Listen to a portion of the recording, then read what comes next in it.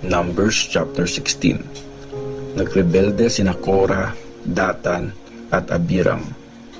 Isang araw, nagrebelde laban sa pamumuno ni Moses si Korah na anak ni Izhar, na anak ni Kohath, na anak ni Levi. Kasama niya sina Datan at Abiram na mga anak ni Eliab. Kasama rin nila si On na anak naman ni Peleth. Sila Datan, Abiram at On ay mula sa tribe ni Reuben. Nagsama pa sila ng 250 na mga kilalang leaders ng mga Israelites. Nagsama-sama sila at sinabi nila kina Moses at Aaron, "Sumusobra na kayo. Banal tayong lahat at nasa amin din si Lord. Bakit mas mataas kayo kaysa sa bayan ni Lord?" Nung marinig ito ni Moses, nasaktan siya at dumapa sa lupa. At sa kanya sinabi kay Korah at sa grupo nito, "Bukas ng umaga, ipapakita ni Lord kung sino talaga ang pinili niya, sino ang banal sa harap niya, at sino lang ang pwede makalapit sa kanya. Yung pinili niya, yun lang ang pwedeng lumapit sa kanya. Ganito ang gawin mo, Korah, pati na rin ang grupo mo. Kumuha kayo ng sunugan ng insenso. Tapos, bukas, maglagay kayo ng mga baga dito. Lagay nyo ng insenso, saka nyo dalhin sa harap ni Lord. Ang taong pipiliin ni Lord, siya ang banal. Kayo mga Levites ang sumusobra na." Tapos, sinabi pa ni Moses kay Korah, "Makinig kayo mga Levites. Maliit na bagay lang ba para sa inyo na kayo ang pinili ng Diyos ng Israel para makalapit at mag-serve sa banal na tent ni Lord pati na rin sa bayan niya? Malaking bagay na nga ang nakakapag-serve kayo ng mga kasama mong Levites. Tapos ngayon, gusto nyo pang maging priest? Sa ginagawa nyong pagrereklamo laban kay Aaron, kay Lord talaga kayo nagre-rebelde." Pinatawag naman ni Moses sina Datan at Abiram na mga anak ni Eliab at sumagot sila, "Ayaw namin. Inalis mo na nga kami mula sa mayaman at saganang lugar ng Egypt para patayin kami sa desert. Tapos gusto mo ikaw pa ang maging leader namin? Malinaw naman na hindi mo kami dinala sa isang saganang lugar. Di mo rin kami binigyan ng sariling lupa para taniman. Tapos ngayon, lolokohin mo na naman kami? Hindi kami pupunta." Galit na galit si Moses kaya sinabi niya kay Lord, "Huwag mong pansinin ang mga offerings nila. Hindi ako kumuha sa kanila ng kahit isang donkey. Wala akong ginawang masama sa kanila." At sinabi ni Moses kay Korah at ikaw naman at sa grupo mo, "Huwag kayong mawawala bukas. Ikaw at ang mga kasama mo, pati na rin si Aaron ay haharap kay Lord. Magdala kayo ng sarili niyong sunugan at lagay niyo ng insenso. Tapos, ihaharap niyo ang mga yon kay Lord. Lahat kayong 250 at kahit ikaw, Aaron, magdala ka rin ng sarili mong sunugan ng insenso." Kaya kinuha ng bawat isa ang kanya-kanyang sunugan ng insenso. Nagsindi ng apoy at nilagyan ng insenso. Tapos, tumayo sila sa harap ng banal na tent kasama sina Moses at Aaron. At ginather ni Korah ang lahat ng mga tao para tumayo laban sa dalawa sa entrance ng banal na tent. Tapos nagpakita ang glory ni Lord sa lahat. Sinabi ni Lord kina Moses at Aaron, "Lumayo kayo sa mga taong yan para mapatay ko na sila agad." Dumapa ang dalawa sa lupa at nagsabing, "O Diyos, Diyos na nagbigay ng buhay sa lahat, kailangan bang mamatay ang lahat ng mga taong ito sa galit mo dahil lang sa kasalanan ng isa?" At sinabi ni Lord kay Moses, "Sabihin mo sa mga tao, lumayo kayo sa mga bahay nila Korah, Datan at Abiram." Kaya tumayo si Moses at pinuntahan niya sina Datan at Abiram. Sinundan naman siya ng mga leaders ng Israel. Nagsalita si Moses sa mga tao, "Layuan niyo ang mga bahay ng masasamang taong ito at huwag niyong hawakan ang kahit anong bagay na pag-aari nila. Baka pati kayo mamatay sa kasalanan nila. Kaya lumayo ang mga tao sa tent ni Korah, Datan at Abiram. Tapos lumabas sina Datan at Abiram mula sa kanilang mga tent at tumayo sa entrance ng mga ito. Kasama nila ang mga asawa nila at lahat ng mga anak nila, pati na rin ang mga bata. At sinabi ni Moses, ito ang magpapatunay na si Lord ang may gusto nito, hindi ako. Siya ang nag-utos sa akin para gawin ang lahat ng mga bagay na ito. Pag namatay sa ordinaryong paraan ang mga taong ito o kaya walang kakaiba sa kanilang pagkamatay, hindi nga si Lord ang nag-utos sa akin. Pero pag nagpakita si Lord ng bago at kakaiba, tapos bumuka ang lupa at kainin sila pati na rin ang lahat ng pag-aari nila, tapos nahulog sila ng buhay sa mundo ng mga patay, mapapatunayan nyo na nagrebelde sila kay Lord.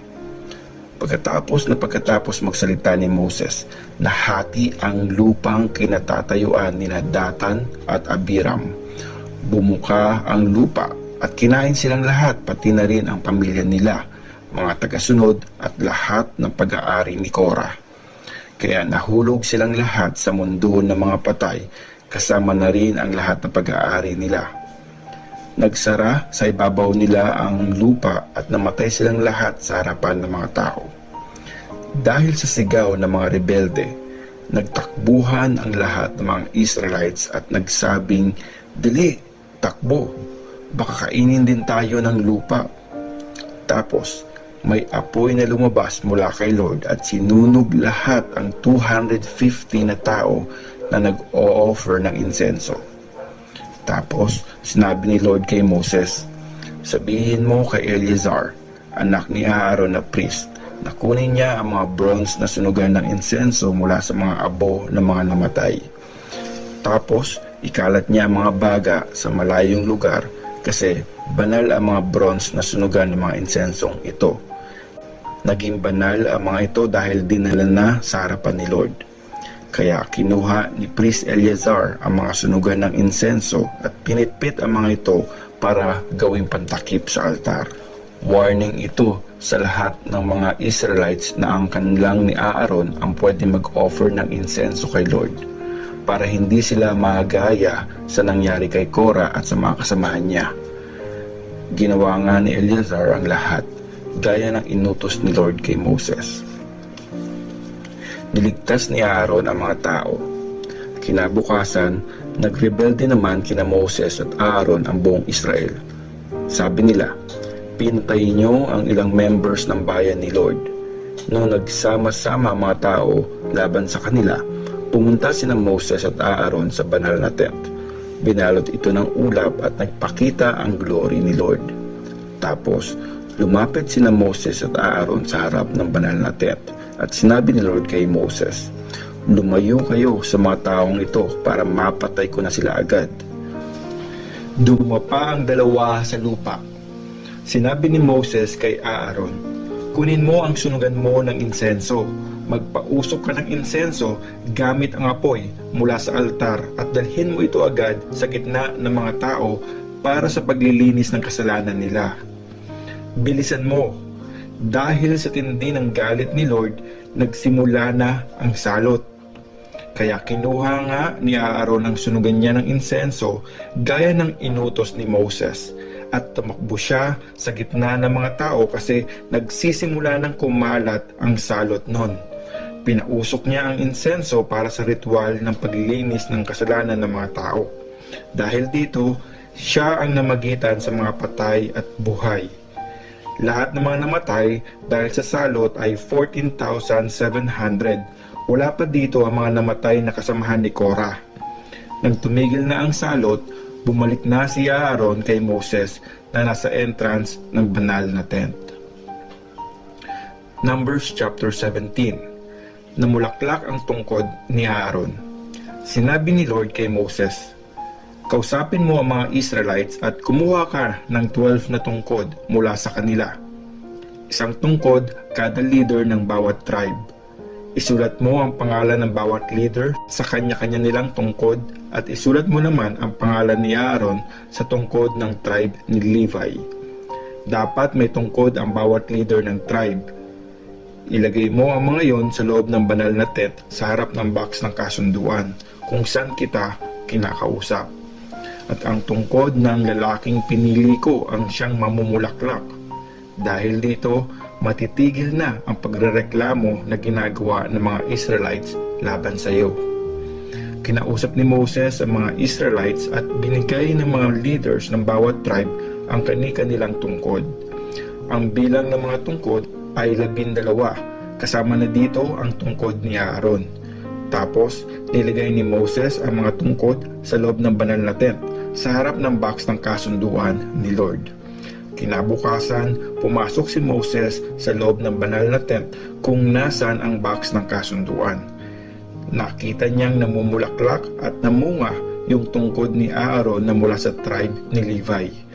Tumubo ito, namulaklak at namunga pa ng mga hinog na almonds. Tapos, dinala ni Moses sa labas ang lahat ng mga tungkod na nasa harap ni Lord at pinakita niya sa mga Israelites. Kinuha ng bawat isang leader ang sarili nilang tungkod at tinignan nilang mabuti. At sinabi ni Lord kay Moses, "Ibalik mo sa loob ang tungkod ni Aaron at ilagay sa harap ng box ng kasunduan bilang warning sa mga nagre-rebelde. Mapapatigil mo na sila sa pagrereklamo laban sa akin. Kung hindi sila titigil, mamamatay sila."